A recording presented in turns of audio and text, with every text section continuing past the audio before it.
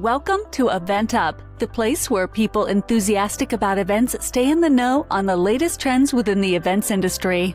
Live, hybrid, and virtual experiences. From virtual events to conferences, award galas, and everything in between. Here's your host, Amanda Ma.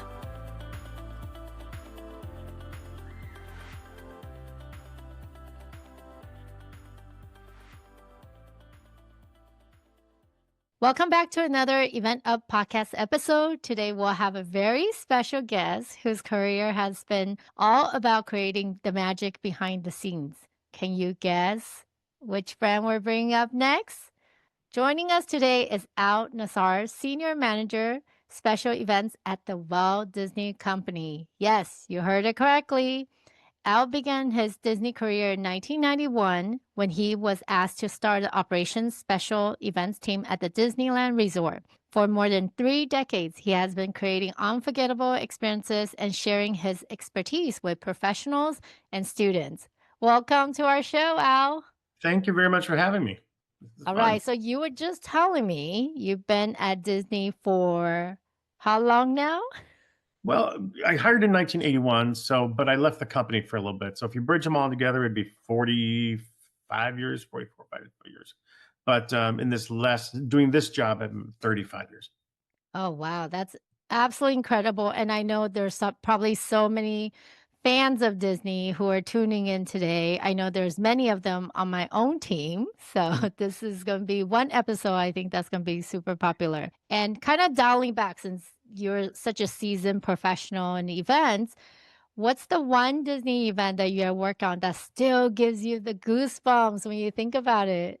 There's one event we do yearly, which is called Candlelight. It's a procession, and we tell the story of Christ and Christmas right in the middle of Town Square, USA.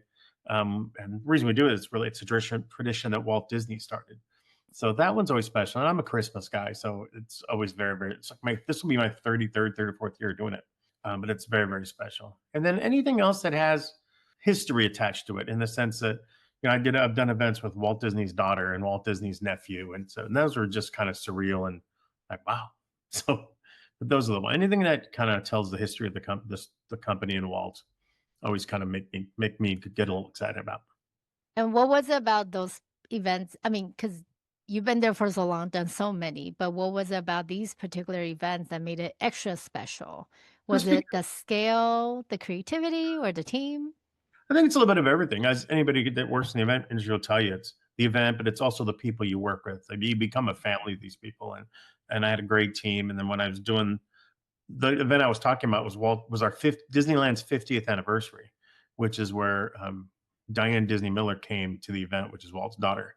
And just hearing her talk just gave you shivers. It was like, oh, my daddy did this. And I remember when my daddy did this. And it was like, wow, that kind of brought it all home. So that's so cool. I remember going to a conference 2 years ago where they hired someone from Disney to come teach us like how to draw. But it wasn't just about learning how to draw Mickey, but rather the journey about how to get, a job at Disneyland, which I thought was so intriguing. Can you share a time where something didn't go as planned and how you and your team kind of turned that around? There's been a few of those over the years, like for all of us. One of them that comes to mind, it's in the book that people keep mentioning when I see them, is we were doing D23. For those who don't know what D23 is, it's almost like a Comic-Con of Disney. So it's in Anaheim, it's 4 days, and we do presentations and shopping and everything else. And then we had a third-party company that was supposed to count the amount of guests for the amount of seats we had upstairs. So we held them downstairs, queued them up, and then we were taking them upstairs. Well, they were busy yapping and talking and forgot to count. So when we started loading the house upstairs, we were full, and I still had over 1,000 people still down in the waiting area. And many of us are trained to deal with complaints one-on-one, but when you've got 1,000 angry people, and how am I going to get out of this? But I handled it directly, and I was honest with the people. Hey, we messed up. Here's what I'm going to do for you. Here's what we're going to try to do. And it worked out. It took a lot of hard work and several hours down there dealing with 1,000 people, but we resolved. Was D22, is that like an internal event or is that external, like consumer facing? Consumer facing. It's D23. D23 is D23. Okay. Yeah, it's an organization that 1923 is when Disney was started. by Walt Disney and Roy. So we do it's actually an organization now where they do fun trips and fun things. But every year every other year we do a huge convention in Anaheim with about Mhm. 25,000 people. That's So incredible. And Disney is such a special brand, right? It's such a classic brand also. So how do you kind of make sure the Disney storytelling DNA is really woven into every event, whether that is like inside the park or events on the road? I think first of all, I think the being Disney, it's a challenge because you have to raise your game that much more because people expect that much more. Well, Disney would never do this. Well, we do the best we can. But as far as the DNA of an event we do, that's all really gone. It goes through, the entertainment team, the marketing team. We got to make sure we don't do an event just because. We try to find what's the reason or what are we celebrating? What are we doing? Why are we doing this event? What's the advantage to the guests and blah, blah, blah. So that's the reason. I mean, I don't take any credit for that. We just try to make it as well as possible. And there's people that dictate what the event is. So can you dive in a little bit more? So what makes it Disney? I think a vice president once told me you have one chance to make a wow and you have to make that wow. And there's got to be heartstrings attached. Usually people love Disney because they're emotionally attached, not because, oh, look, there's a mouse. They do it because they want to be emotionally attached to something that reminds them of their childhood, or parents are bringing their kids to our events because, oh, when I was a kid, I did this too. And so there's a lot of that. And people I guess the standards higher.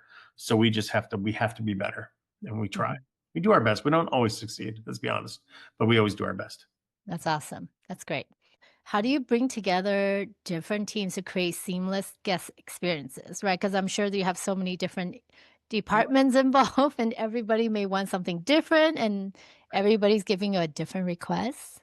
Right. So there are a lot of teams that the event owners will tell us whether it's marketing, whether it's entertainment, whether it's PR. We want this is the feel, this is the moment.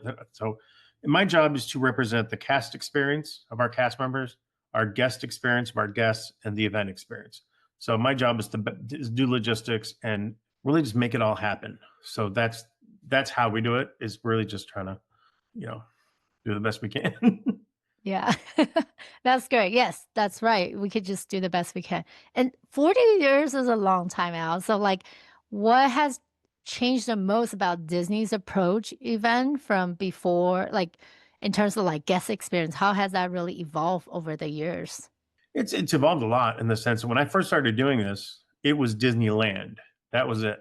Now we are the Walt Disney Company. So now it's a multi-billion-dollar organization, which it wasn't when I first started. There was only one park. Now there's two parks and a downtown Disney and all these other things. So just watching the company grow, and there's always pros and cons to all of that. It's part of that makes my job much easier, and part of it makes my job much harder. So, but it's definitely, since I've started doing this job, it's become, it's not the family run business. It's now a corporation, and it's a business. Yeah, definitely. I remember attending a good friend's wedding in Disneyland, and I have to say it was definitely a moment when the bride arrived in the carriage, like Yeah. Cinderella did, See? right? And then Mickey was there for the dinner reception. Like, how often do you have those happen? It was pretty phenomenal that all these years I still remember. It was done very well. We do a lot of those. We do a lot of them at the hotel. It's really one of those, you can purchase it and people want to, hey, I want to pay this much and I want to get married in front of the castle. But again, okay, there's a great example. I want to get married in front of the castle and I want the carriage and I want this. So my job is to work with my operation partners, just the people that run the parks, and say, here's what they want to do. And okay, well, let's do that before park open because we can't impact the paying guests that have come to our parks. So yeah, it's a fine balance, and you want to. So we'll do those usually like 5 a.m. Sometimes we'll do them at 2 a.m, and we'll do this whole lighting thing, and it's beautiful. And the bride comes down in the carriage, and it's quite amazing. That's so. How many events do you do a year? I just have to ask. My team, about 1,200. Wow. And So how big is your team? 9, 10 people. So But you do 1,200? we've had like 7 or 8 today already.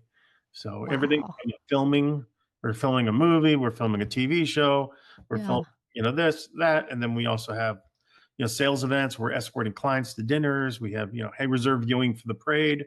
I want to see fireworks. So we have a lot of different things that the park sells and does, and PR wants to do a photo shoot, blah, blah, blah. So yeah, it's about 1,200. That's incredible. I mean, how do you keep track? Like, what system are you using? Like, We, it's really, you just have to be real organized, have a great team, and everybody, does their share. And my job is to oversee that team and to really make sure.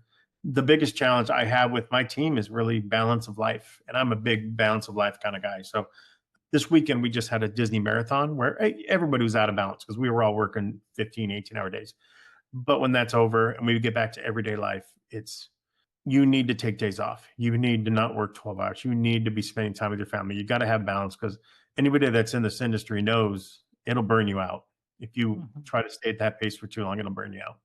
So I tell them, go back, get reconnected with your family, spend some time with your kids, go have fun. Now, the biggest thrill of my career, of my entire career, is now my son is 23 and now he works with me in special events.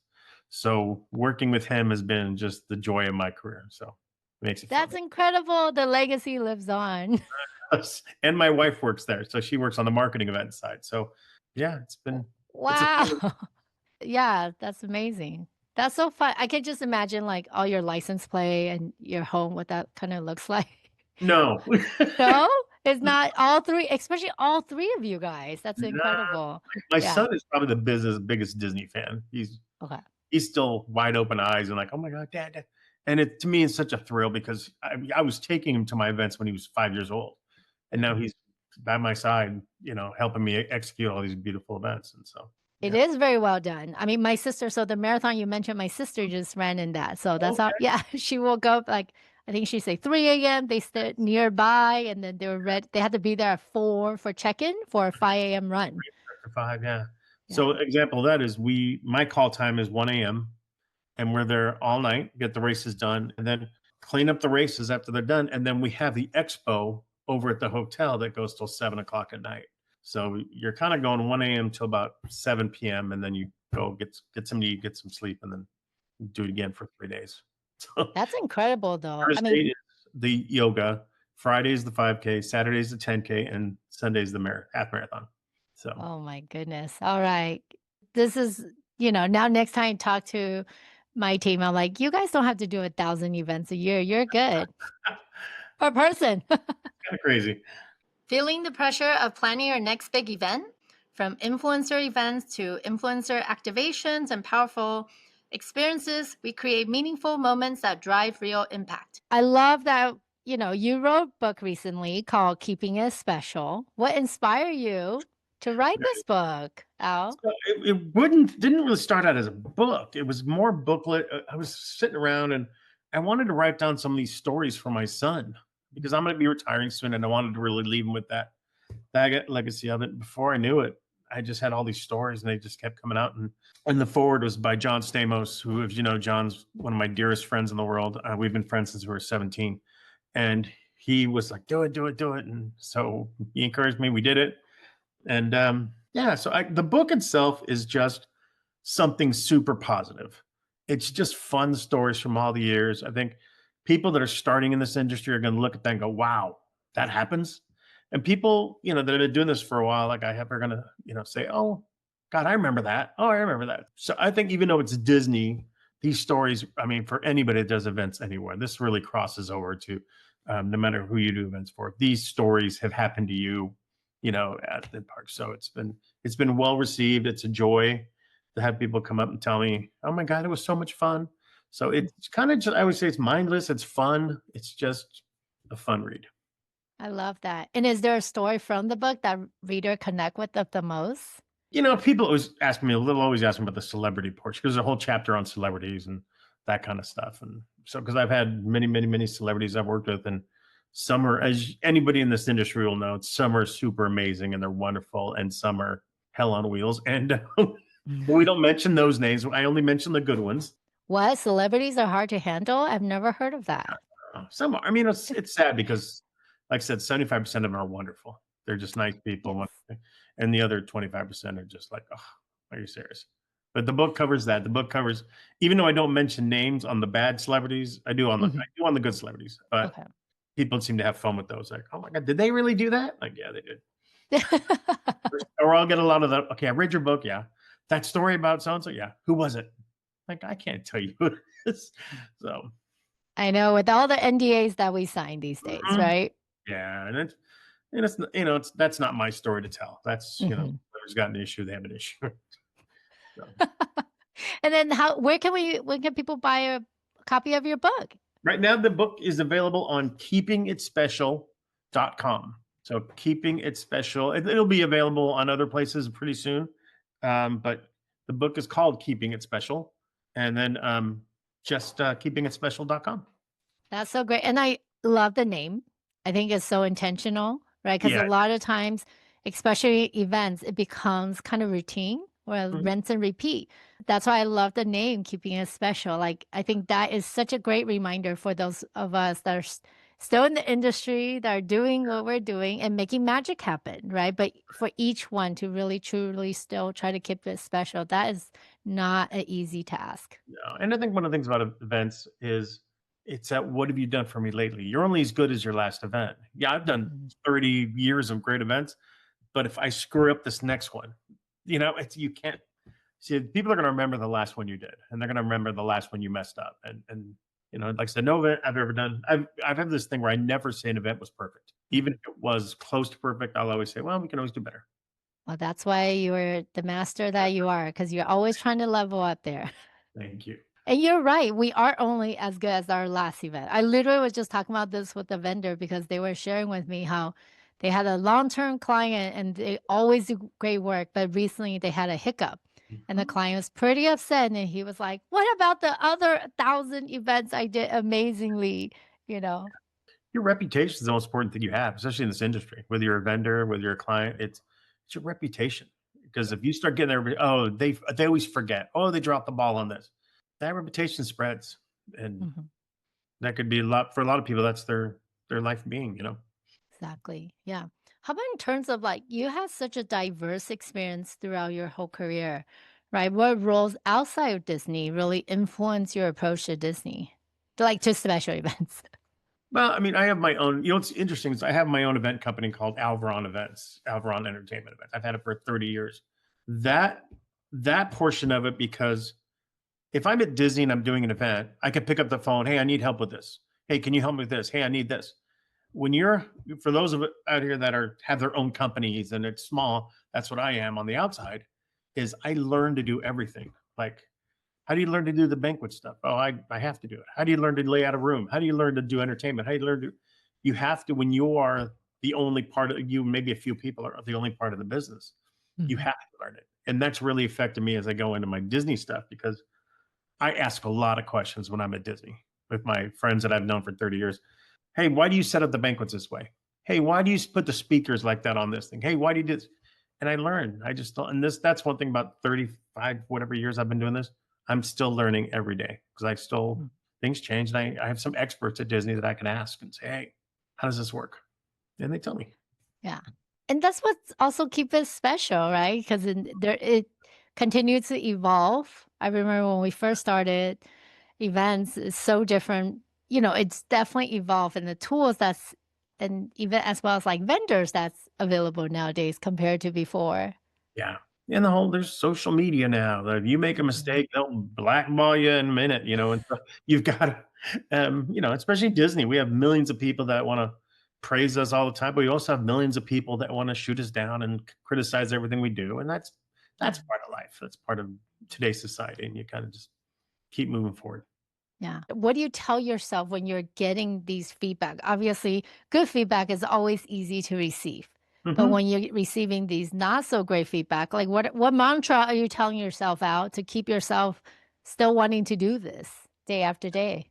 Well, I don't really take them seriously anyway, because Mhm. unless you're an expert in your field, like I am, don't tell me how to do events, that kind of thing from some guy standing.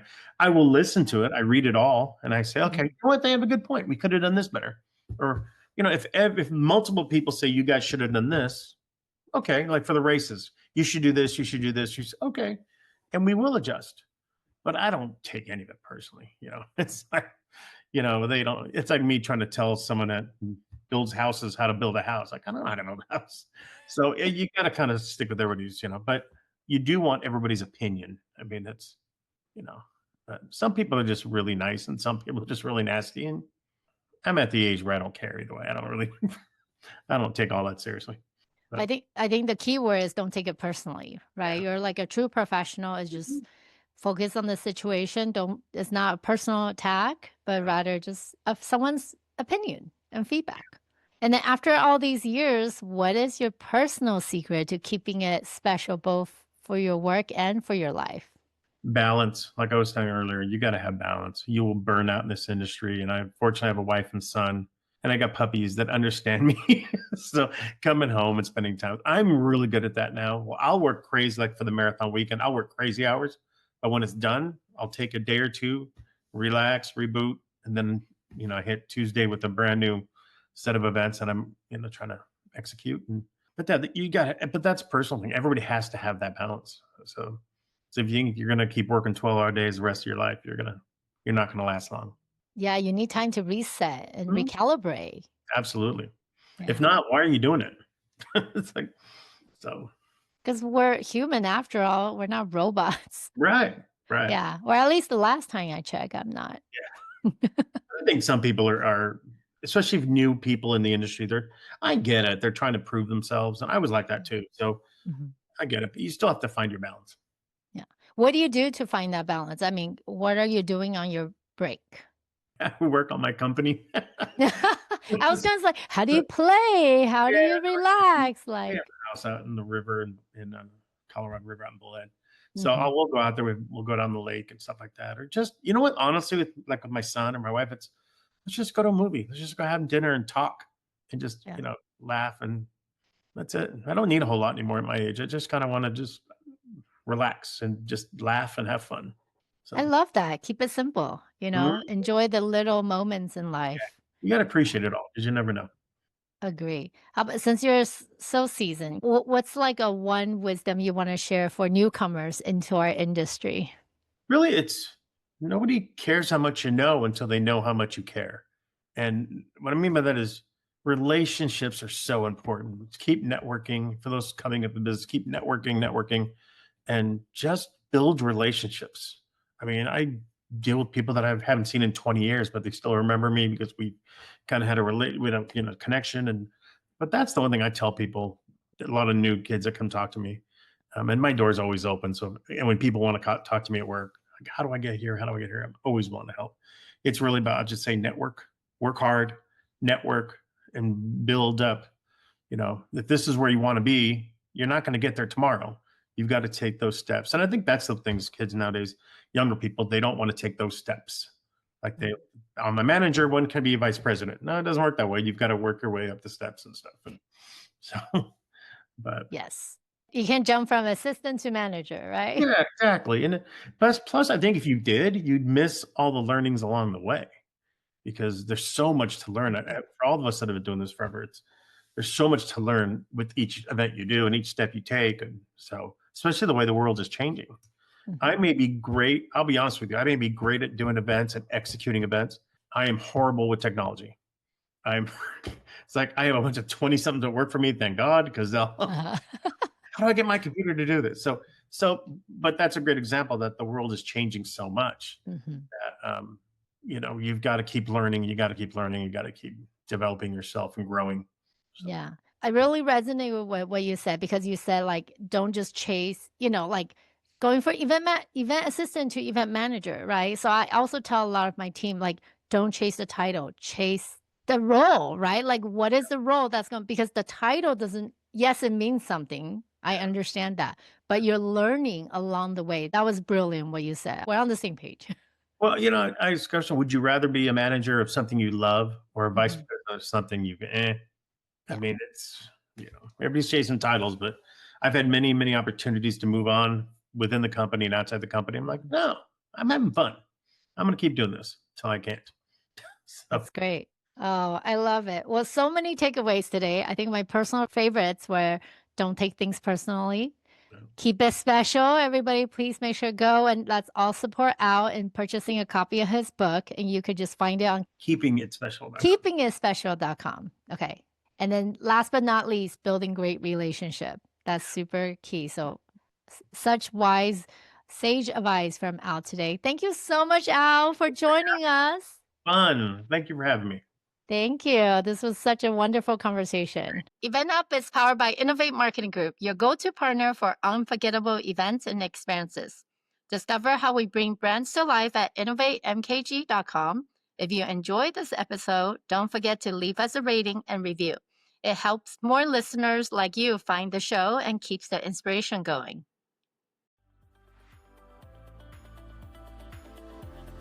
Thank you for listening. Tune in next time on EventUp.